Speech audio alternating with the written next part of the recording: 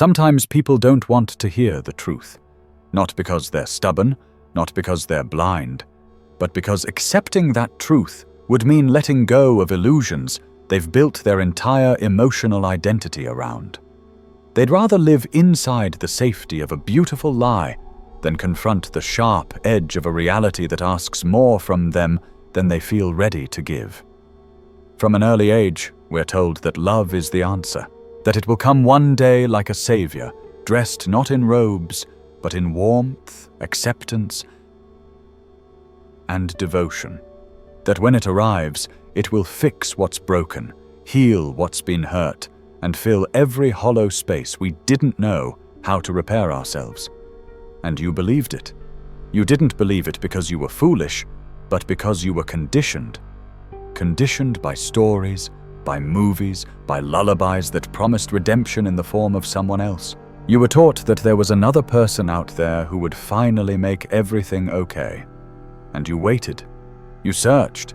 You suffered in silence when it didn't happen the way they said it would. But what if that promise, the one whispered into your psyche since childhood, was never meant to be kept? What if love was never designed to rescue you, but to reveal you? Not salvation, but strategy. Not a cure, but a catalyst. You see, nature doesn't write fairy tales. Nature doesn't deal in fantasies or idealized visions of perfection. Nature cuts. It peels away what's unnecessary. It doesn't comfort the ego. It challenges it. And when you read the writings of those who looked at the human condition with raw eyes, philosophers like Nietzsche, you begin to understand that the stories you were fed about love weren't necessarily lies, they were disguises. They softened the truth so that it would be easier to swallow. But underneath all of it, behind the music and the metaphors, there's something much colder and much more honest, waiting to be seen. When Nietzsche observed love, when he wrote about women, men, and the way we navigate intimacy, what he saw was not the romantic fantasy. He didn't see angels and saviors. He saw patterns, power dynamics, psychological currencies exchanged under the guise of emotion. It wasn't pretty, it wasn't poetic, but it was real. And still, even now, most people, especially men, aren't ready to see it. Because the truth is brutal. The truth is this: you don't love her. You love the version of her that reflects the version of yourself you wish you could be. You love how she makes you feel. You love how her gaze validates your worth. You love how her affection quiets the doubts you carry, but never voice. But that validation, that sense of being enough in her eyes, is not love. It's a mirror. It's approval dressed as connection. And you've mistaken that emotional drug for something deeper. And here's the twist. That emotional dance you're engaged in, the one where you bare your soul, thinking it's bravery, is not what you think it is. Because while you're revealing yourself, while you're exposing your wounds, she's listening. Not cruelly, not maliciously, but attentively, carefully, strategically, because she's had to. In a world that denied her open power, she mastered subtlety. She didn't get to fight with swords. She learned to fight with silence. She learned to influence from behind the curtain because the stage was never hers. She learned that power does not always roar. Sometimes it whispers. Sometimes it looks like tenderness, softness, kindness. But make no mistake, what you see as innocence may, in truth, be intelligence shaped by centuries of necessity. You mistake her adaptability for fragility. You confuse her silence for submission. But it's not. It's calculation. It's precision. While you bleed your feelings out on the floor, calling it vulnerability, she is decoding your emotional language, mapping your needs, your insecurities, your patterns of attachment. She's not doing this to hurt you. She's doing it because that's how she survives in a world that never let her hold the sword. And as she listens, as she interprets, She begins to learn the terrain of your psyche better than you do. She learns where to step, where to push, where to pull away, and without ever raising her voice, she positions herself inside your emotional operating system. She doesn't demand control. She doesn't need to. She becomes indispensable. But here's what most men don't realize. You weren't trained to see the game. You were trained to believe in the dream. You were trained to seek the muse, the good girl, the one who would fix you. You put her on a pedestal so high that you can no longer see her clearly, and in doing so, you surrender something vital. You surrender your agency, because if you believe she is always pure, always moral, always right, then everything she does becomes justified, even when it's manipulative, even when it's calculated, because your mythology has already decided she is incapable of harm.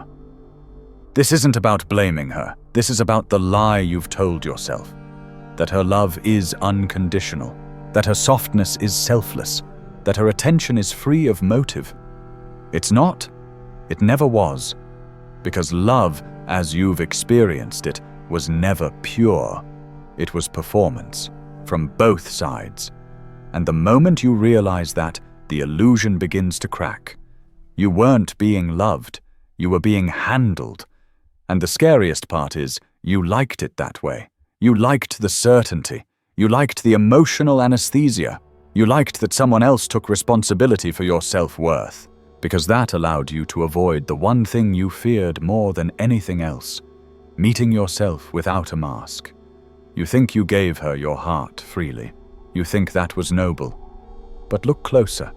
It wasn't a gift. It was a bargain. It was a silent negotiation. If I give you my devotion, will you make me whole? You weren't searching for love. You were searching for a fix. And while you poured your soul into the relationship, she was absorbing not just your affection, but your emotional data. Not because she's heartless, but because she's human. And humans adapt to survive. Every vulnerability you revealed became a point of reference. Every confession became a coordinate, a map of your emotional terrain. And she learned it faster than you realized. She learned when to hold you, when to withdraw, when to speak, and when to stay silent. She learned that love wasn't a feeling. It was a battlefield for emotional leverage. She saw that the one who needs less has more control. And you? You needed her, desperately. You gave your time, your attention, your energy, thinking that was love. She gave you just enough to keep you hopeful, to keep you reaching. And you called it connection. But it wasn't. It was choreography. We live in a world where women have been taught to shape reality without appearing to control it, and men have been taught to give up control while pretending they're still in charge. This is not evil. It's adaptation. Centuries of inequality trained each gender to survive in different ways. Men conquered the outside world. Women mastered the inside one. And now, in modern relationships, that dance continues, but with better costumes. She doesn't need to confront you.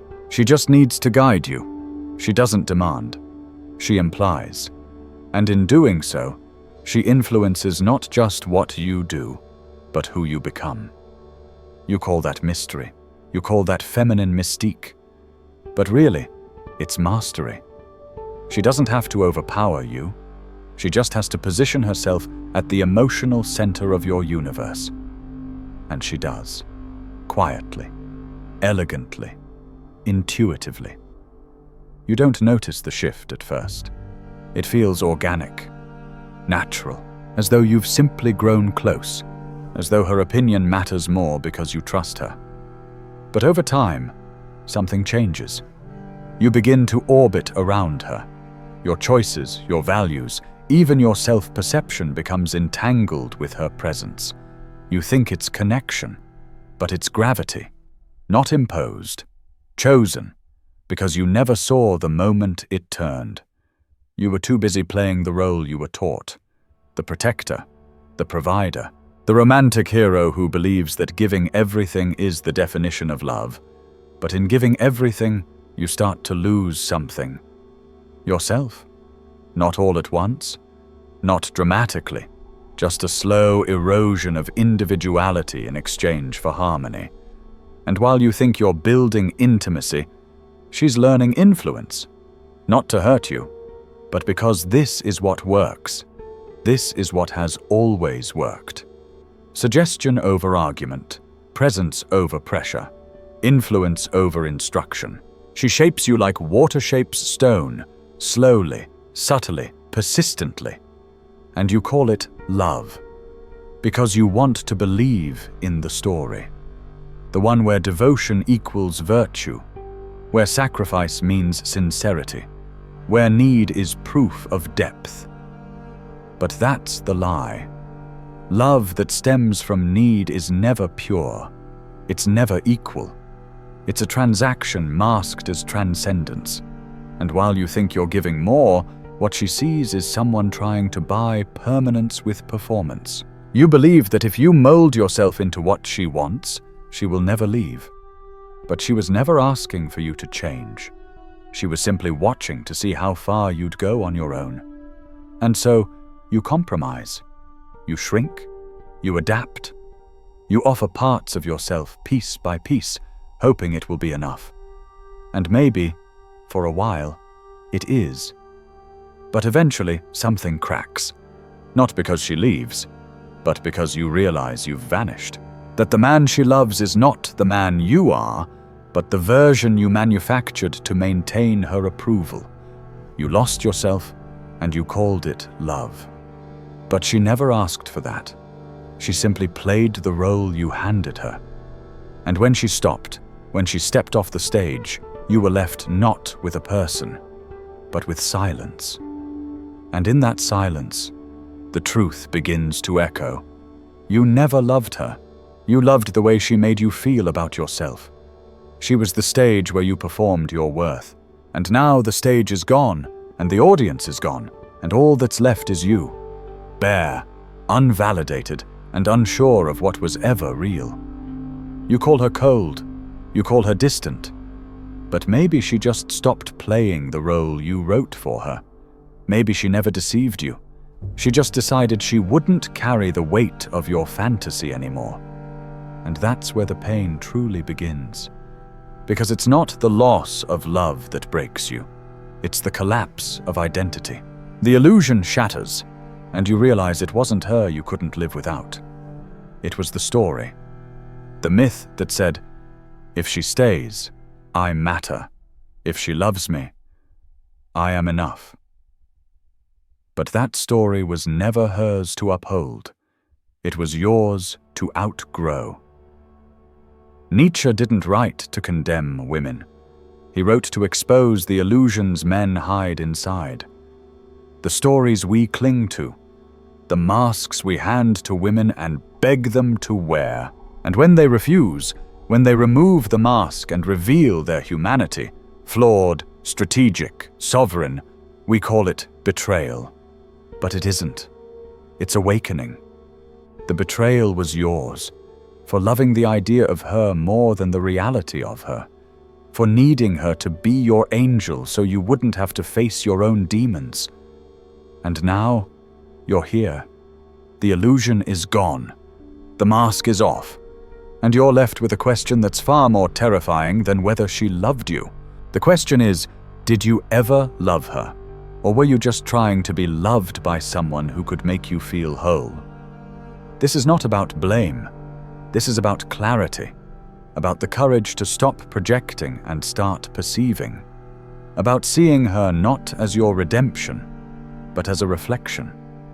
Someone with her own motives, her own history, her own survival instincts. Someone who isn't a fantasy or a villain, but a full, complex person. And someone who, perhaps without ever saying it aloud, saw your need and responded, not with cruelty, but with power. Power refined by centuries of constraint. Power made invisible so it could never be punished, only misunderstood. She didn't control you. She adapted to you. She shaped you the way the world shaped her, and you mistook her instinct for mystery. You called her unknowable, when in fact she was simply unread, because you were looking through the lens of a myth. A myth that said love is about unity, when in reality it's often about leverage. A balance of wants and fears, offered and withheld in precise, intuitive rhythm. She saw that dance. She knew the steps before you even realized there was music. Because she's had to. Because intuition isn't magic. It's memory passed down through generations of women who learned to survive by noticing what men ignore. Not manipulation, not malice, mastery. And what about you? You were never taught to see that dance. You were taught to believe, to idealize, to pursue. You were told that love means surrender, that good men sacrifice, that real masculinity is found in how much you can give away. And so you gave, not just time, not just effort, but identity. You offered up your desires, your direction, your sense of self. And when it wasn't enough, you wondered why she didn't stay. But maybe she didn't leave.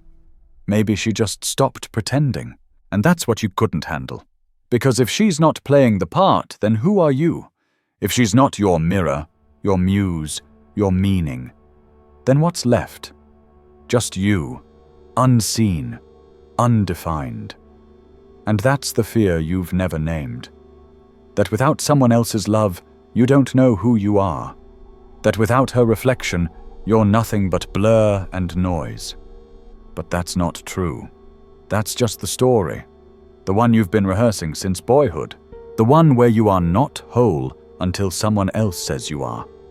But you are whole. You've just never believed it.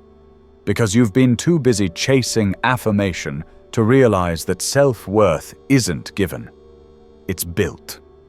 Slowly, quietly, internally, without applause, without witnesses, and certainly without the need for someone else to hand it to you. So what now? Now that the fantasy is gone, now that the illusion has crumbled, what comes next? Not bitterness, not cynicism, but clarity. A chance to rewrite the story, not with more romantic gestures, but with truth. Truth about yourself, about what you really want, about what love is, and what it is not. Because when you stop needing her to save you, you start to see her. And when you stop needing to be saved, you start to see yourself. Not as a hero in a love story, but as a man in his own life, awake, aware, and finally, free from the script. Freedom doesn't come when someone finally chooses you. It comes when you no longer need to be chosen. When your value is no longer tethered to someone else's gaze. When love stops being a mirror for your ego and becomes a reflection of your truth. The truth that you are not broken, that you are not unfinished, that you are not waiting to be completed by anyone. But that kind of freedom comes with a cost. It costs you your illusions. It costs you the comfort of old roles, the familiarity of need disguised as devotion. It demands you face the places inside you that love was never meant to heal, but only illuminate. Because real love, mature love, doesn't come to complete you. It comes to confront you, to show you what you've hidden from yourself, what you've buried beneath performance, beneath sacrifice, beneath the endless offering of self, hoping for permanent residence in someone else's heart. She was never meant to fix you. She was never your missing piece. And the moment you tried to make her your solution, you stopped seeing her. You turned a real person into a symbol, into medicine, into redemption. And when she refused to carry that weight, when she stepped out of the narrative you wrote for her, it felt like betrayal. But it wasn't. It was honesty. It was boundaries. It was her reclaiming her own complexity and asking, silently, that you finally do the same. Because she isn't a stage. She isn't a spotlight. She isn't a mirror. She's a person. And people aren't perfect. They are layered, strategic, wounded, wise. She was never just soft. She was scanning. She was never just nurturing. She was navigating. She never surrendered blindly. She chose, deliberately. And you didn't see it, not because she hid it, but because you didn't want to. You were in love with the idea that love was pure, that women were inherently good, that you were safe in her softness. But that softness was strength. It was power disguised in comfort. And the moment you see that, truly see that, you can no longer pretend you didn't know. You can't unsee the way her intuition worked like sonar, picking up every crack in your voice, every flicker of hesitation in your body language. You can't ignore how she anticipated you, not by accident, but because intuition was her inheritance. Because she learned from generations of women that in a world where power was taken from them, perception became their weapon, and love became their strategy. Not because they were cruel, but because survival demanded it. And this is where the final shift occurs. When you stop viewing yourself as the victim of her influence and start recognizing that you were complicit in your own deception. You handed over your emotional autonomy willingly because it was easier than doing the work yourself. You wanted her to tell you who you were. You wanted her to validate you because you were too afraid to validate yourself. That's not her fault. That's your responsibility. Nietzsche never said women were villains. He simply stripped away the illusion that men are passive recipients of emotional truth. He dared to suggest that both men and women are playing roles, that we are all actors in a story none of us wrote, but all of us continue to perform. And that performance, this idea that love is about losing ourselves in someone else, isn't just false. It's dangerous, because the longer you chase completion in someone else, the longer you avoid the only place it actually resides, within. And that's the revolution. Not the end of love, but the end of dependency disguised as love. The end of worship disguised as loyalty. The end of seeking mothers in lovers and saviors in soulmates. You were told that selflessness was noble, that surrender was romantic, that to give everything for love was the highest expression of manhood. But maybe, just maybe, that selflessness was a mask for fear. The fear that if you stood in your own power, you might lose her. That if you said no, if you drew boundaries, if you didn't bend, she would walk away. And maybe she would. But maybe that's not a tragedy. Maybe that's clarity. Maybe if love can't survive your wholeness, it was never love to begin with. So you stop chasing, you stop bargaining, you stop offering yourself as a sacrifice at the altar of her approval, not because you no longer care, but because you finally understand what care is. Because you finally understand that love without freedom isn't love, it's dependency. And you finally understand that partnership doesn't begin when you lose yourself in someone else. It begins when you finally return to yourself. And what about her? She's not your fantasy anymore. She's not your cure. She's a woman with her own map, her own strategy, her own boundaries. You see her now, not as mystery, not as muse, but as mirror. A mirror that once reflected your longing, but now reflects your responsibility. And maybe, just maybe, when you stop needing her to be your everything, you'll meet her as someone real. And in that space, free from roles, from masks, from myths, something new can begin. Something built not on fear, but on truth. Because the truth is this: she never asked to be your savior. She was just being herself, and you turned her into a symbol of your worth. But now that you see her, truly see her, you can start to see yourself. And maybe that's what love really is. Not the merging of two incomplete halves, but the meeting of two complete selves, walking side by side. not to save each other, but to witness each other, to hold each other accountable to the truth. Not the story, not the script, but the truth. That's not betrayal. That's evolution. And if this evolution hurts, good. Let it. Let it burn away the part of you that thought love meant sacrifice. Let it melt the part of you that believed control was connection. Let it shatter the image you projected onto her so that you can finally meet her without it. Because only then can something honest begin.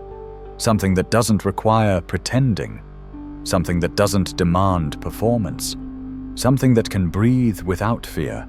Because neither of you are holding your breath anymore. You're not being tested. You're being invited. Invited to step out of the illusion and into the discomfort of reality. Into the mess, the beauty, the power of love unchained from fantasy. She's not perfect. Neither are you. But you're here. And now, finally, you can stop playing parts and start asking real questions. Can I be whole without her? Can I love without needing to be saved? Can I stand in my truth without demanding hers conform to it? If the answer is yes, even a hesitant, trembling yes, then something sacred is beginning. Not a fairy tale, not a conquest, but a revolution. The quiet revolution of two people meeting each other not as savior and sinner, not as muse and martyr, but as equals, with eyes wide open, with myths laid down, with power acknowledged, not abused, and with truth, sharp and shining, held gently between them. That is love, not the one you were promised, but the one that was always waiting beyond the veil, the one that doesn't ask you to disappear, the one that doesn't sedate you with validation, the one that says, "Come as you are, not because I need you, but because I see you." And maybe for the first time, you see yourself too.